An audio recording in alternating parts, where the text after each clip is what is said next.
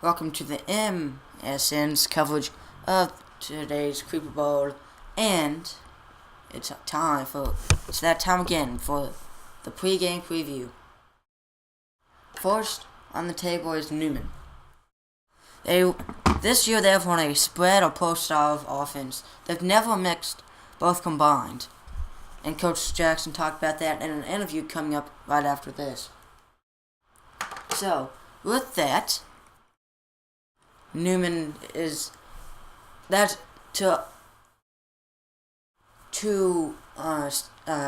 statistic-wise, that is why they are the best team in the league in terms of record. Now, when you think about it, Newman, they have the best record in the league because early on all they did was throw the ball deep. And when you throw the ball deep in this league, you're likely going to win. So, but at the post style of offense, they always had trouble with. Those last two games, they only ran the post style of offense, and they lost both games. So, we'll be looking forward to that. And then Newman's 6-2 record, the best record in their team history. The first season they were 4-4, and their second season 2-6, coming into the playoffs. And then they lost to the champion East Miami Jaguars. And also, this will be the second time this stadium will be hosting the Creeper Bowl. They also hosted it the first time around, and last year it was at East Miami.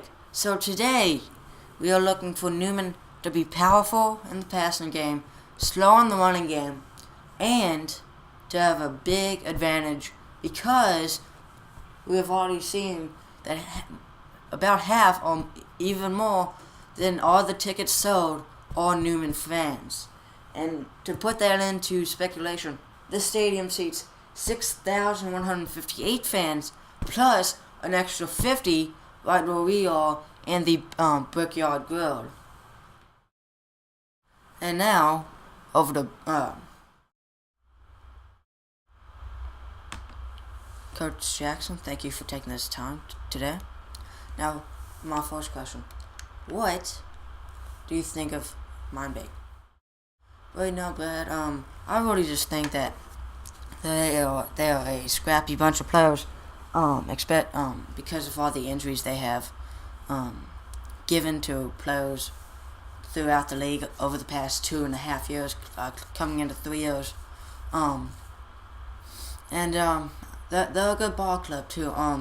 They can really throw the ball, and they can trick you when they really want to.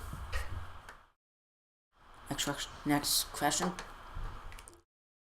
What style of offense will your team be running tomorrow? We will be running a more or less combination of the spread offense and the pro offense. So yeah. Third question.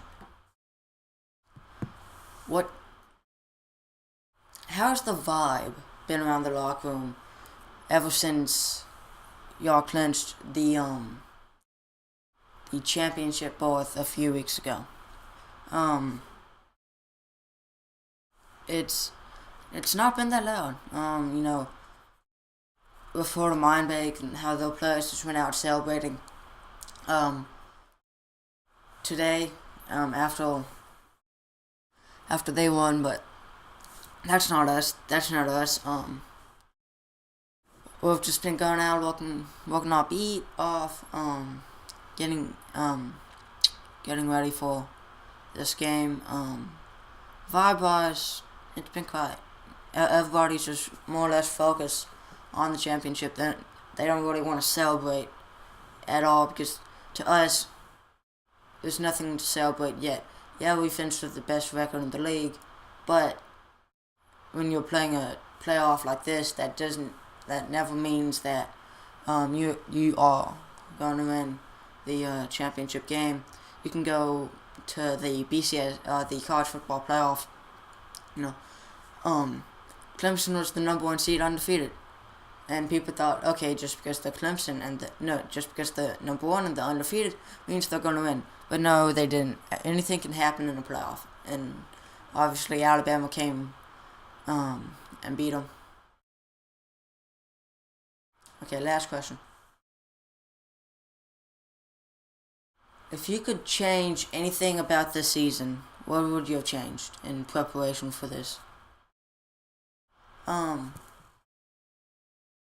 Change-wise, I wouldn't change anything. I mean, our guys played their best football. Obviously, the last 2 weeks we hadn't really played in a week or 2 weeks, so we weren't really as prepared for those two games as we were the rest of the season. And fix anything in preparation for this game? Yeah, probably. It would probably have to do with the fact that we lost those last two games. Because when you think about it, losing those last two games, our team didn't play as hard as they should have. And I think that would translate over to, hopefully it won't, but it might translate to tomorrow night. Thank you, Coach Jackson, for taking the time tonight. Now go. And welcome back, and now we will be talking about Mindbag. They have pretty much run a spread offense all year. And the last two games, they've had the fake pass run, which has been really effective, and especially in yesterday's semifinal, where Tao Smith, the quarterback, ran a 90-yard touchdown run to give them the lead for good. That 22-15 victory. And also, the scrappiness, as Coach Jackson said. Over the past 2.5 years, they have given 15 injuries. 3 of them have been season-ending injuries. One was a career-ending injury to running back Charles Johnson in the first game of the season of the league's history, where they tore his ACL and his groin on the same play.